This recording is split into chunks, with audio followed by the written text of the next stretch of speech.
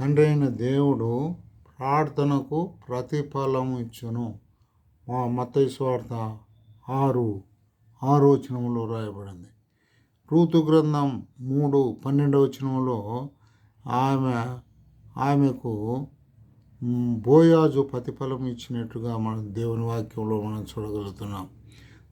దినవృత్తాంతాలు 6:31 వారి వారి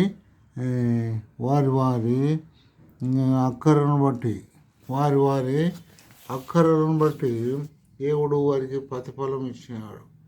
తర్వాత యిర్మీయా 17:10 ప్రవర్తన బట్టి అధికారాన్ని బట్టి ప్రతిఫలం ఇచ్చినట్టుగా మనం చూడగలుగుతున్నాం. సామెతల గ్రంథం 11:31 నీతివంతులకు ప్రతిఫలం ఇచ్చును అని దేవుని వాక్యం రాయబడింది.